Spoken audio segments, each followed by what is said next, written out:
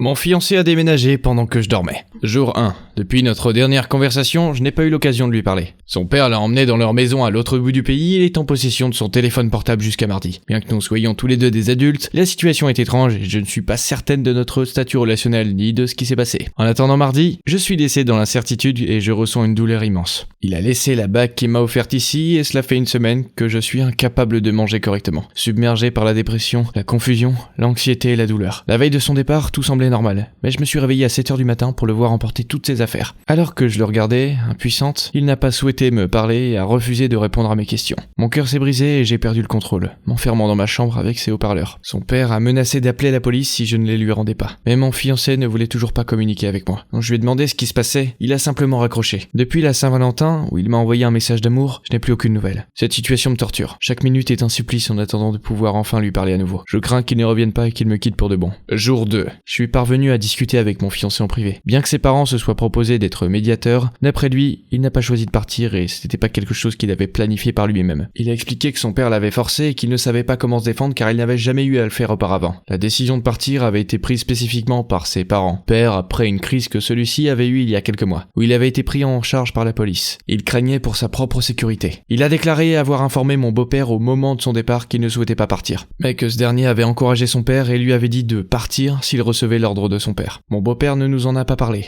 à ma mère et à moi. Nous étions tous les deux également perplexes quant à son départ. Mon beau-père n'a jamais vraiment apprécié mon fiancé. Il a expliqué que ses réponses évasives au moment de partir et le fait de ne pas m'avoir réveillé étaient dus aux instructions de son père qui le pressait et lui dictait ce qu'il devait me dire. Ce qui explique pourquoi je n'ai pu obtenir aucune réponse claire de sa part, à l'époque. Selon ses propres dires, il avait peur de dire non à son père, car il n'avait jamais tenu de tête à ses parents auparavant, et il craignait d'être privé financièrement. J'ai découvert qu'il était lourdement endetté et qu'au moment de son départ, il venait de perdre sa principale source de revenus. Actuellement, ses parents prennent en charge le paiement de sa facture de téléphone, qui leur donne l'impression d'avoir un accès libre à son mobile. Ils ne tiennent pas compte de son refus. Il ne sait pas comment se défendre par la force. Il est quasiment en quarantaine, seulement autorisé à jouer à des jeux vidéo solo sur un ordinateur, sans aucun accès à internet ou à son téléphone sans surveillance. Ses parents surveillent activement tous ses textos. Après notre appel téléphonique, ils vont reprendre possession de son téléphone. Il affirme qu'il m'aime et qu'il a commis une erreur, mais ne sait pas comment réparer la situation. La voiture qu'ils ont utilisée pour rentrer avait beaucoup de kilométrage, et n'est même pas revenue en bon état. Elle nécessite des réparations et ses parents ont actuellement ses clés en leur possession. Ils l'ont aidé en l'inscrivant à une thérapie, mais nous avons également convenu que si cela fonctionnait, nous mettrions derrière nous les problèmes que nous avons rencontrés l'année dernière et nous les aborderions qu'en thérapie de couple, car ils ont eu des conséquences émotionnelles importantes pour lui, ce qui a poussé ses parents à adopter un tel comportement. Nous sommes d'accord pour dire que ces problèmes étaient trop lourds à porter sur nos épaules et si cela fonctionnait, il travaillerait également sur la recherche du médicament qui lui convient le mieux. Je lui ai expliqué que les prendre est probablement dans son intérêt et que c'est un sujet de discussion pour son psychiatre, mais j'ai besoin de savoir qu'il prendra davantage soin de cela à l'avenir. Je me sens mal pour lui, mais je lui ai dit qu'il s'est lui-même mis dans cette situation et s'il souhaitait mon aide, il doit prouver qu'il est digne de confiance et qu'il a appris de ses erreurs. Je ne peux pas en dire plus sur les projets à venir car la surveillance est toujours en place, mais j'aurai de ses nouvelles à l'avenir et je pourrai vous tenir au courant de la suite, je l'espère.